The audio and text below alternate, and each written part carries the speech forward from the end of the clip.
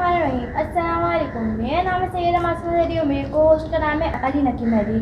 कायम टीवी कराची के साथ प्रोग्राम डॉक्टर सरवस्करी के साथ रमज़ान मुबारक रहमत और बरकतों का महीना है। हमारे साथ मौजूद हैं मजहबी स्कॉलर, शायर, रिवायत, मीडिया एंकर पर्सन डॉक्टर सरवस्करी साहिबा। प्रोग्राम शुरू करने से पहले मैं कुछ अशार आप लोगों की खिदमत में पेश करूँगी। तकबीर अली हो मेरी आज़ान अली हो, ईमान अली हो मेरी पहचान अली हो, वाजिब हो ये फ़र्ज़ अदा करने से पहले, वाजिब हो ये फ़र्ज़ अदा करने से पहले, हर एक इबादत का बस उन्वान अली हो। जिस वक्त मुझे मौत का फरमान मिला तब, जिस वक्त मुझे मौत का फरमान मिला तब, मेरे लबों पे नाते के कुरान अली हो। दोज़ख से भला क्यों वो डरेगा मोहसिन, दोज़ख से भला क्यों वो डरेगा मोहसिन, जिस शख्स का महशर में निगहबान अली। सुभान अल्लाह। अस्सलाम वालेकुम डॉक्टर साहिबा। वालेकुम अस्सलाम। कैसी हैं आप? अल्हम्दुलिल्लाह। मेरा आपसे सवाल ये है कि जनाब फातिमा बिन्त असद रसूल खुदा की नज़र में। बिस्मिल्लाहिर्रहमानिर्रहीम। अस्सलाम वालेकुम। मैं आप दोनों को और आप दोनों की तवज्जो से कायम टीवी की पूरी टीम को और कायम टीवी की तवज्जो से जहाँ जहाँ तक ये ट्रांसमिशन जा रही है आपके तमाम नाज़रीन को और तमाम आलम इस्लाम को खुद अल्लाह के रसूल सल्लल्लाहु अलैहि वसल्लम की बारगाह में ताज़ियत और तसल्लियत पेश करना चाहती हूँ, इसलिए कि जनाब फ़ातिमा बिन्त असद जो कि मलिका इमामत हैं और मौलाए कायनात हज़रत अली इब्न अबी तालिब अलैहिस्सलाम की वालिदा हैं, अल्लाह के रसूल सल्लल्लाहु अलैहि वसल्लम की चची हैं और आप अल्लाह के रसूल सल्लल्लाहु अलैहि वसल्लम की हम नसब भी हैं। यानी कई पुश्तों से ये ख़ानदान, आपको मालूम है कि ख़ानदान रिसालत में हमेशा शादी ब्याह आपस में ही ज़्यादातर किया जाता था और उसमें हम देखते हैं कि असद की बेटी जनाब फ़ातिमा बिन्त असद जिनका अक़्द हुआ हज़रत अबू तालिब अलैहिस्सलाम के साथ। हज़रत अबू तालिब को मक़ाम और मर्तबा इस्लाम की तारीख़ में कौन नहीं जानता। हज़रत अबू तालिब मुहाफ़िज़ काबा हैं, हज़रत अबू तालिब मुहाफ़िज़ ज़मज़म हैं, हज़रत अबू तालिब पासबान हरम हैं, हज़रत अबू तालिब मुतवल्ली काबा हैं, हज़रत अबू तालिब चाहे ज़मज़म के मालिक हैं। हज़रत अबू तालिब की जो अज़मतें हमें नज़र आती हैं इस्लाम की तारीख़ में और अरब की तारीख़ में, वो किसी भी साहिबाने इल्म से पोशीदा नहीं है।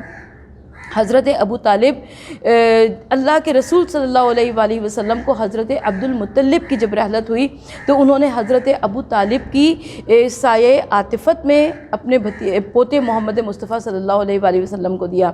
सबको मालूम है कि हज़रत अब्दुल मुत्तलिब के 10 बेटे थे, मगर ये 10 बेटे मुख्तलिफ़ माओं से थे, यानी 10 बेटे ज़रूर थे लेकिन ये मुख्तलिफ़ माओं से थे। अच्छा, ये 10 बेटे भी क्यों थे? इसलिए कि जब हमें वो रिवायत मिलती है तारीख़ में कि जब हज़रत अब्दुल मुत्तलिब को एक मरतबा ज़मज़म का कुआँ खोदना की ज़रूरत पेश आई तो वो उनके लिए बड़ा मुश्किल था। तो उस वक्त उन्होंने अल्लाह ताला से दुआ मांगी थी, कहा था कि परवरदिगार आलम अगर मुझे खुदा 10 बेटे अता कर देगा तो मैं उसमें से एक बेटा राह खुदा में कुर्बान कर दूँगा। अच्छा, अब अल्लाह ताला ने हज़रत अब्दुल मुत्तलिब को 10 बेटे अता किए, जिनमें से हज़रत अब्दुल्ला रसूल खुदा सल्लल्लाहु अलैहि वसल्लम के वालिद गिरामी जो कि नहायत खूबसूरत थे और आपका जमाल और ख़ूबसूरती जो थी तमाम तारीख़ अरब में कोई उसकी मिसाल नहीं मिलती थी। और जब ये बच्चे सिनो साल के शऊर की सिनों को पहुँचे तब हज़रत अब्दुल मुत्तलिब ने कहा कि मैं अपनी मन्नत को पूरा करूँगा। और जब क़ुरए फ़ाल निकाला तो वो हज़रत अब्दुल्लाह के बारे में आया। अब जब हज़रत अब्दुल्लाह के लिए क़ुरए फ़ाल आया यानी उनको क़ुरबान किया जाएगा तो रिवायत ये कहती है कि हज़रत अब्दुल मुत्तलिब की जो अज़वाज थीं और जो बहनें थीं, यानी हज़रत अब्दुल्लाह की बहनें जो उस घर में मौजूद थीं, चाहे वो दूसरी माओं से क्यों न थीं, वो अपने वालिद गिरामी हज़रत अब्दुल मुत्तलिब से लिपट गईं और उन्होंने कहा कि हम हज़रत अब्दुल्लाह की क़ुरबानी नहीं होने देंगे। अच्छा, दीगर अफराद भी जो कि मक्के की सरज़मीन पर थे उनके लिए भी ये बड़ा मुश्किल था मरहला कि हज़रत अब्दुल्लाह जैसा हुस्न जमाल का हामिल नौजवान ज़िबा कर दिया जाए।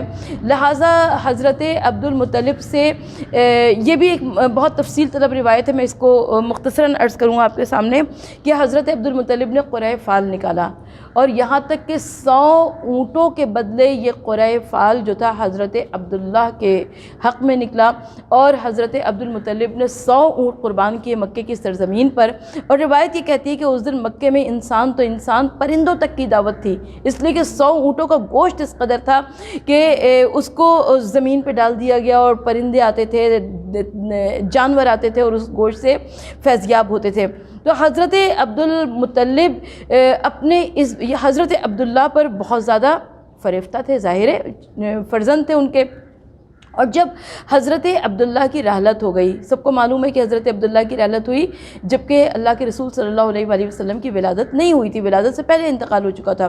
اس کے بعد حضرت عبداللہ کی ولادت ہوئی اور اس کے بعد حضرت عبدالمطلب کا جو اللہ کے رسول صلی اللہ علیہ وآلہ وسلم سے ہمیں خاص رشتہ نظر آتا ہے کہ روایت یہ کہتی ہے کہ حضرت عبدالمطلب کے لیے مکہ معظمہ میں خانہ کعبہ میں ایک مسند بچھوائی جاتی تھی، کیونکہ وہ سردار مکہ تھے، سردار حرم تھے، تو ایک مسند بچھوائی جاتی تھی اور کوئی بچہ اس مسند کے اوپر قدم نہیں رکھ سکتا تھا۔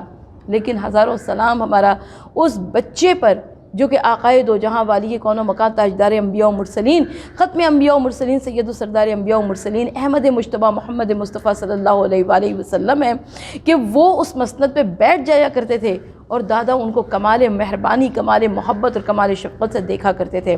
تقریباً 8 یا 9 برس کے تھے حضرت محمد مصطفیٰ صلی اللہ علیہ وآلہ وسلم کہ جب آپ کے جان سے پیارے دادا جان حضرت عبدالمطلب کی رحلت ہو گئی، اور اس کے بعد حضرت عبدالمطلب نے دنیا سے جاتے ہوئے اس بچے کو حضرت ابو طالب کی حفاظت میں دیا، کیونکہ حضرت ابو طالب 3 بھائی تھے جو کہ سگے تھے، یعنی ایک ہی ماں سے تھے، باپ تو سب کے ایک ہی تھے لیکن یہ 3 بھائی ایک ہی ماں سے تھے، جن میں ایک حضرت زبیر، ایک حضرت ابو طالب اور ایک حضرت عبداللہ۔ لہٰذا حضرت محمد ابن عبداللہ پر حضرت ابو طالب کی بہت زیادہ نظر شفقت تھی، لہٰذا حضرت عبدالمطلب نے ان کے لیے یہ وصیت کی، اور اس طریقے سے محمد مصطفیٰ صلی اللہ علیہ وآلہ وسلم حضرت ابو طالب کے گھر میں تشریف لائے۔ اور میں صرف چچا کی عظمتوں کا قصیدہ کیا بیان کروں جب تک چچی کی عظمتوں کی شان نہ بیان ہو، اس لیے کہ مرد کچھ بھی نہیں کر سکتا نیکی کا کام جب تک کہ اس کے ساتھ ان نیکیوں کے کاموں میں عورت نہ شریک ہو۔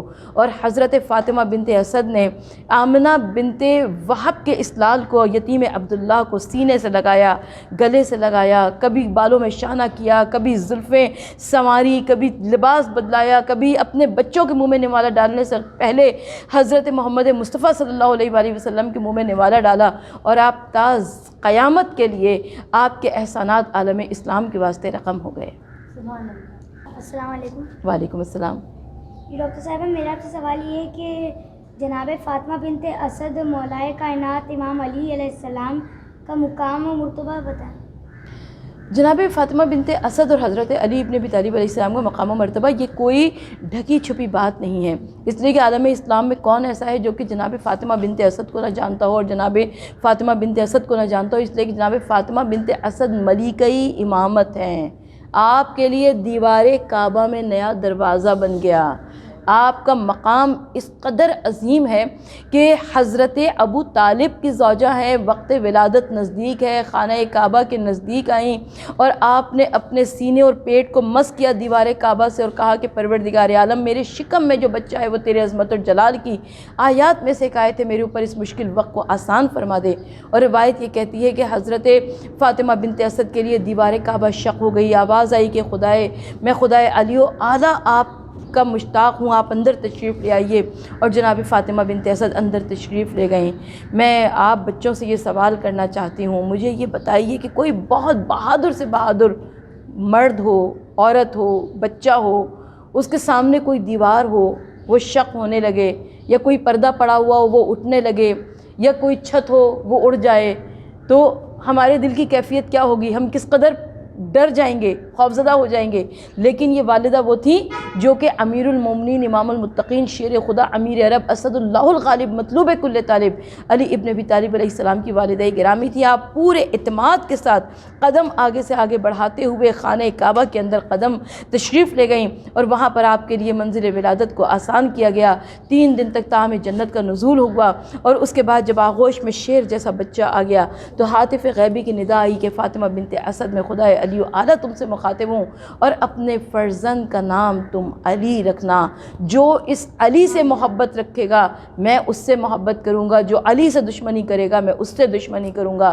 تو جب بھی اسلام کی تاریخ لکھی جائے گی، جب بھی حضور نبی کریم صلی اللہ علیہ وآلہ وسلم کی سیرت طیبہ پر کوئی کتاب لکھی جائے گی تو ناممکنات میں سے ہے کہ جناب فاطمہ بنت اسد کا تذکرہ نہ آئے۔ بہت خوب ڈاکٹر صاحب۔ جی ناظرین، اب وقت ہو جاتا ہے ایک بریک کا، ملتے ہیں ایک بریک کے بعد۔ دیکھتے رہیے قائم ٹی وی رمضان ٹرانسمیشن۔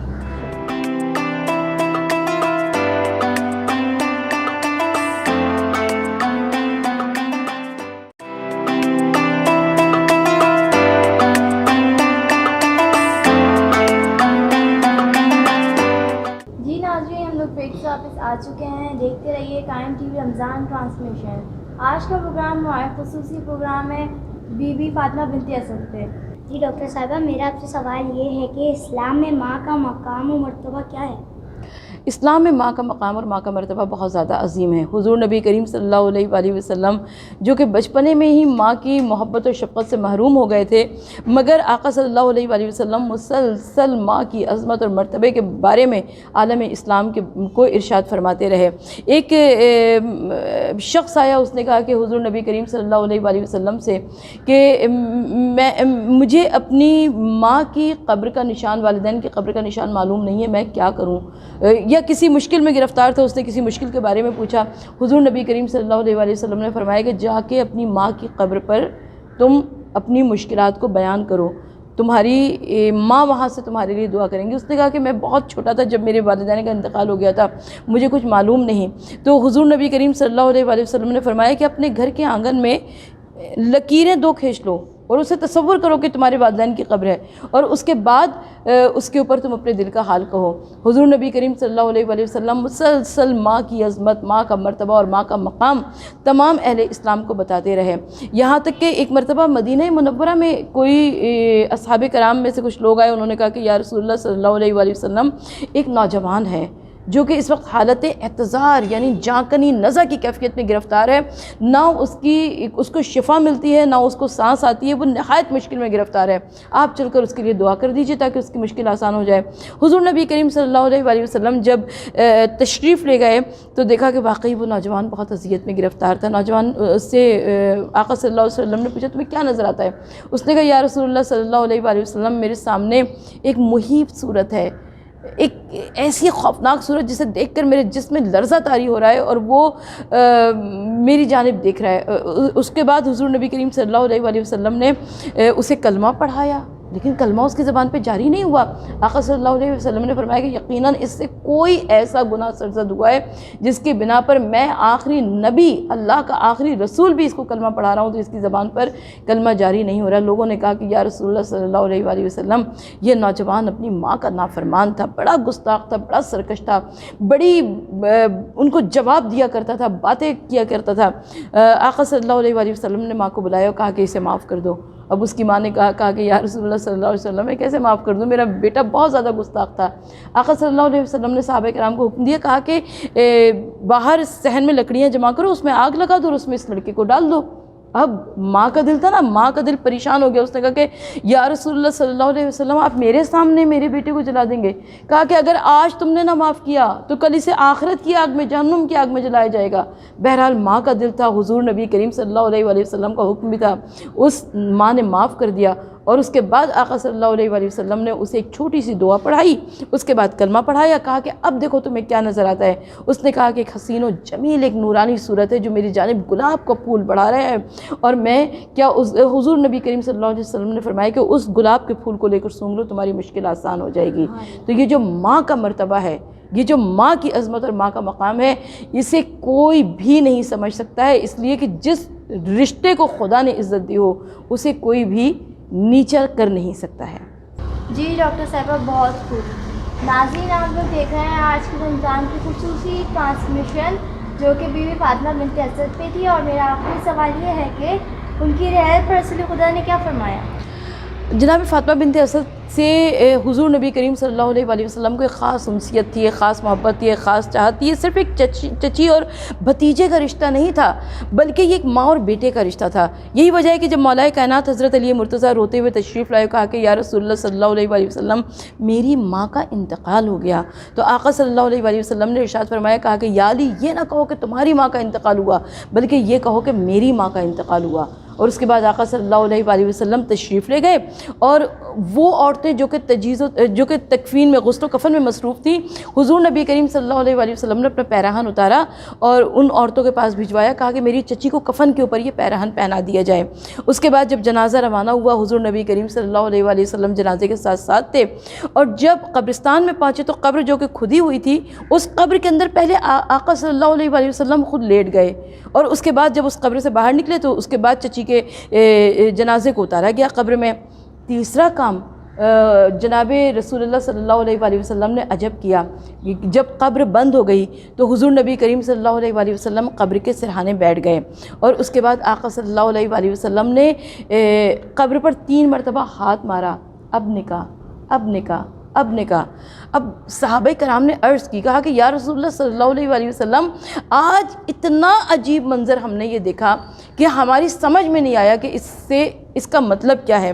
तो आका सल्लल्लाहु अलैहि वसल्लम ने इरशाद फरमाया, कहा कि एक मरतबा मेरी बज़ में बात हो रही थी कि जब कब्रों से लोगों को उरियाँ उठाया जाएगा तो मेरी चची शर्म से रोने लगी।